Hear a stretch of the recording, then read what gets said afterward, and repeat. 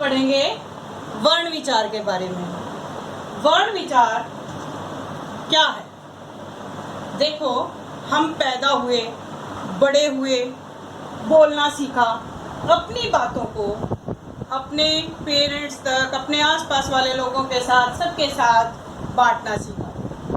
तो इस तरह से हम अपनी बातों को दूसरों तक पहुंचा सके और दूसरों की बातों को खुद समझ सके। उसे क्या कहेंगे? उसे हम भाषा कहेंगे। और भाषा के भी 3 भेद होते हैं। आप दूसरी तीसरी क्लास से पढ़ते आ रहे हैं कि भाषा के 3 भेद हैं। सबसे पहले मौखिक भाषा। मौखिक क्या होगा? जो हम बोलकर बता रहे हैं, दूसरों की सुनकर समझ रहे हैं। दूसरा क्या होगा? लिखित भाषा। लिखित भाषा क्या है? जिसको हम अपने जो विचार हैं उन्हें लिखकर प्रकट कर रहे हैं और लिखे हुए विचारों को हम स्वयं समझ रहे हैं। उसके बाद तीसरा भेद आता है भाषा का, सांकेतिक भाषा। सांकेतिक भाषा आजकल आप सबको पता है, जैसे हमारे CWSN स्टूडेंट्स में कुछ गूंगे स्टूडेंट्स होते हैं जो बोल नहीं सकते। उनके लिए कैसी भाषा का प्रयोग किया जाएगा? तो उनके लिए सांकेतिक भाषा का प्रयोग किया जाएगा। तो इस तरह से हमारे भाषा के 3 भेद हुए। नंबर 1 मौखिक, नंबर 2 लिखित और नंबर 3 सांकेतिक।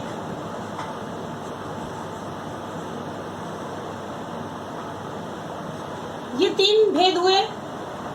और इसके बाद हम आते हैं कि व्याकरण। व्याकरण क्या है?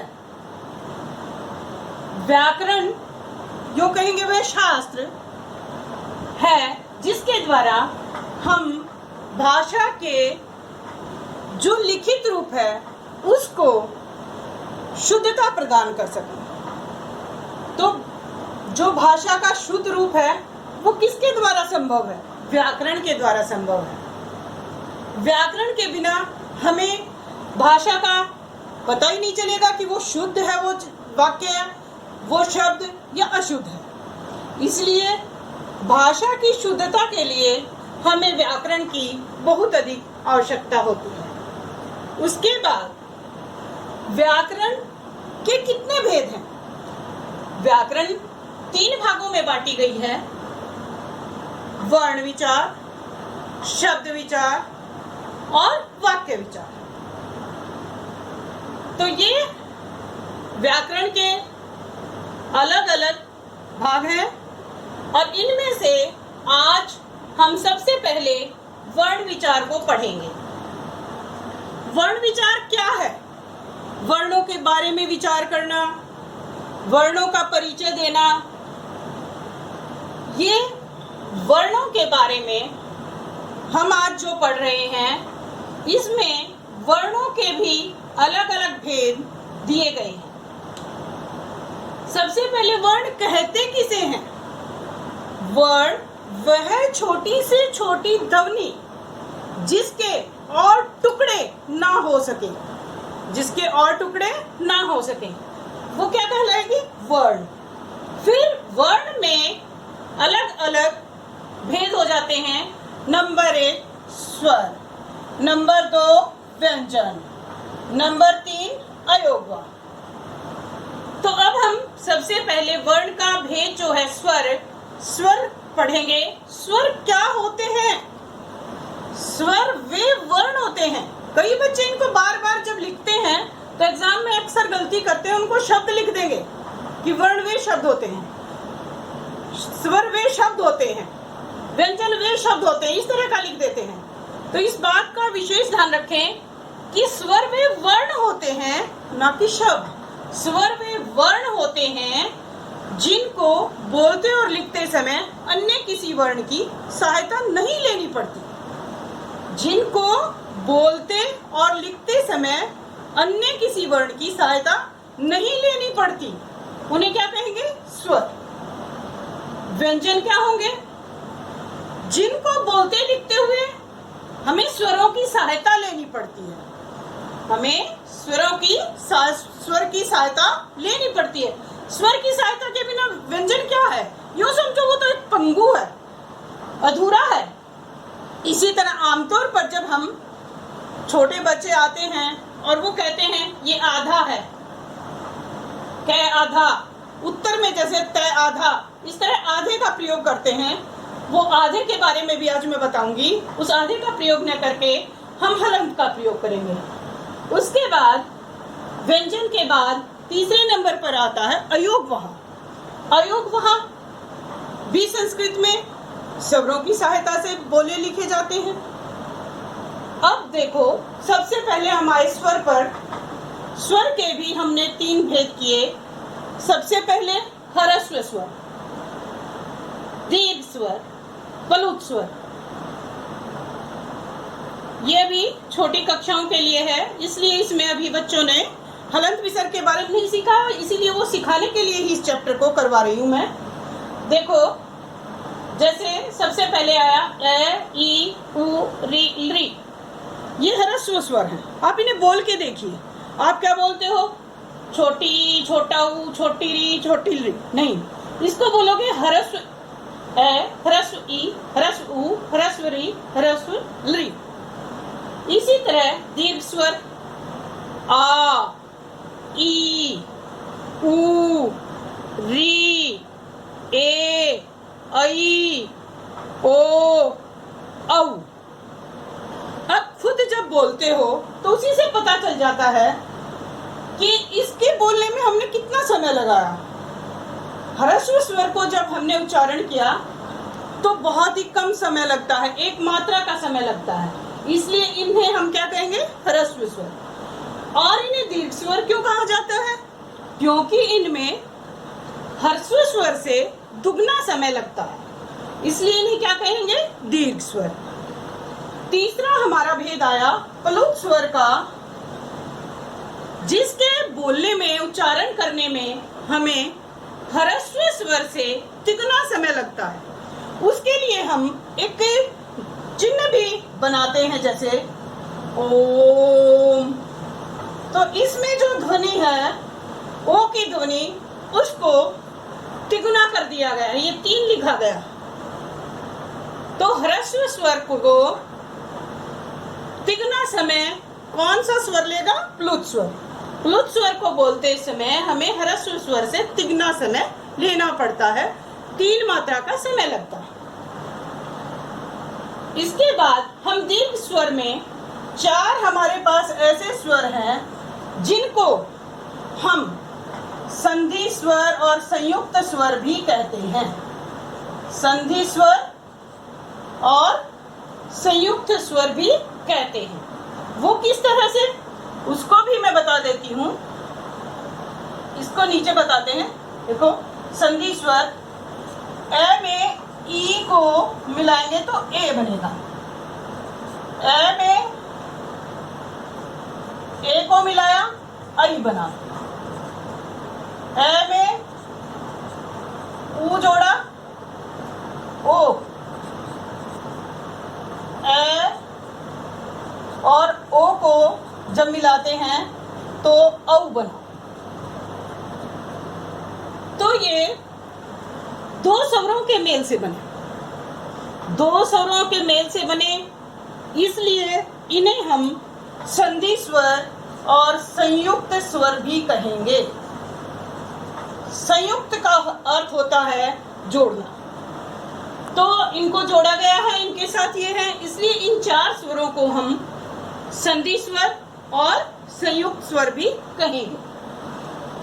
इसके बाद हम आ जाते हैं व्यंजन पर। व्यंजन हमारे पास कितने हैं? अभी हमने स्वर को देखा, स्वर हमारे पास कितने हैं? स्वर की काउंटिंग करेंगे हम। आप सब बच्चे अपनी नोटबुक में इसको उतारेंगे और इनको काउंट करोगे खुद। देखो 1 2 3 4 5। तो हर स्वर कितने हो गए? 5। दीर्घ स्वर कितने हो गए? 1 2 3 4 5 6 7 8। 8 दीर्घ स्वर कितने हुए? 8। इस तरह से कुल स्वर हमारे पास हो गए 13। 5 जमा 8 कितने हो गए? 13। स्वर हमारे पास 13 हैं। और उसके बाद हम व्यंजन को खुद काउंट करके देखेंगे कि हमारे पास कितने हुए। इसलिए स्पर्श व्यंजन है। देखो सबसे पहले स्पर्श व्यंजन में वर्गीय व्यंजनों को लिया जाता है। अब आपने हिंदी भाषा को पढ़ा है, आप शुरू से हिंदी भाषा पढ़ते आए हैं। संस्कृत भाषा छठी वाले बच्चों के लिए, छठी कक्षा में आने वाले बच्चों के लिए नई भाषा है। तो वो यूँ सोच रहे होंगे मन में कि ये इसमें हलंत क्यों लगा दिया गया। तो जो व्यंजन होते हैं बेटा, वो संस्कृत भाषा में हलंत ही होते हैं, क्योंकि व्यंजन के लिए हमने परिभाषा भी इसी तरह बनाई है कि व्यंजन को स्वर की सहायता के बिना नहीं बोला जा सकता। तो हलंत है, इसमें जब स्वर जोड़ेंगे तो ये अपना पूरा हो जाएगा। इस तरह से हम कवर क ख ग घ ङ, आमतौर पर बच्चे इसको अड़े लिखते हैं। इसका विशेष ध्यान रखें, इसको अड़े ना लिखा जाए, ये ग है। इसकी जो ध्वनि है वो नासिका से निकलती है। क ख ग घ ङ, चवर्ग में च छ ज झ य, टवर्ग में ट ठ ड ढ ण, तवर्ग त थ द ध न, पवर्ग प फ ब भ म। इस तरह से ये सब हुए हमारे पास स्पर्श व्यंजन। इनको वर्गीय व्यंजन भी कहते हैं। दूसरा आया हमारा अंतस्थ व्यंजन। अंतस्थ व्यंजन में कौन कौन से व्यंजन आ जाएंगे? अब हम अंतस्थ व्यंजन के बारे में पढ़ेंगे। अंतस्थ व्यंजन हमारे पास य, र, ल, व। य, र, ल, व। अब इनकी संख्या कितनी हुई? 4। वर्गीय व्यंजन स्पर्श व्यंजन की संख्या कितनी हुई? 25। उसके बाद आया ऊष्म व्यंजन। श, श, स, ह। देखो ये 3 अलग अलग उच्चारण स्थान से बोले जाने वाले श हैं। वो भी हम अगला जो चैप्टर होगा उसमें उच्चारण स्थान जब करेंगे उसमें इनको अलग अलग अच्छी तरह से बताएंगे कि ये जो आप बोलते हो शलगम वाला श या षटकोण वाला, सड़क वाला, आप इसकी आदत छोड़ देंगे और इनको उच्चारण स्थान के से बोलेंगे। ये तालव्य श कहा जाएगा, ये मूर्धन्य श कहा जाएगा, ये दंत्य श कहा जाएगा। इस तरह से हमारे पास व्यंजन की संख्या कितनी हो गई आप बताओ? 25। 4, 25 में 4 जोड़े और ऊष्म व्यंजन कितने हो गए? 4। तो कितनी हो गई? 33। हमारे पास व्यंजन की संख्या 33 हो गई और स्वर की संख्या कितनी थी? 13। तो 13 में 33 को जोड़ देंगे तो हमारे पास कितने हुए? 46, 46। इसके बाद आए हमारे पास अयोगवाह। अयोगवाह जबकि पाणिनीय व्याकरण में उसको वर्ण परिचय में किस तरह से जोड़ा गया है, इसमें अयोगवाह में मैं बताती हूँ। अयोगवाह में आ जाते हैं नंबर 1 पे अनुस्वार और नंबर 2 पे विसर्ग। तो अनुस्वार और विसर्ग हम जब भी लगाते हैं वो हमेशा स्वर के साथ लगाते हैं। अयोगवाह जिसको जोड़ना बिना स्वर के मुश्किल हो, उसका चलना मुश्किल हो, वो अयोगवह हो गया, तो इसको स्वर के साथ ही लगाया जाता है। अभी हम नेक्स्ट जब चैप्टर आएगा और जब पाठ्य पुस्तक का पहला पाठ पढ़ेंगे उसमें हलंत और विसर्ग के बारे में भी पढ़ेंगे। तो अब आप सबको पता चल गया होगा कि संस्कृत में जो वर्ण होते हैं, व्यंजन उनमें जो होंगे वो सब हलंत होंगे। व्यंजन कैसे लगाओगे, व्यंजन कैसे लिखोगे, हलंत लिखोगे, और उसके द्वारा वो पूर्ण कब होंगे, जब वो स्वर लगा दिए जाते हैं। जब उनमें स्वर ना हो तो वो व्यंजन हलंत लिखे जाते हैं। तो आज के बाद आप सब जो दीर्घ स्वर हैं उनको दीर्घ स्वर ही बोलोगे, बड़ा ई और बड़ा ऊ नहीं बोलोगे, ह्रस्व स्वर को ह्रस्व स्वर ही बोलोगे, छोटा ए ई ऊ नहीं बोलोगे। इसी तरह व्यंजन जो हैं उनको हलंत लिखोगे। आज का हमारा यही चैप्टर था, इतना ही था, और हम अगली वीडियो में करेंगे।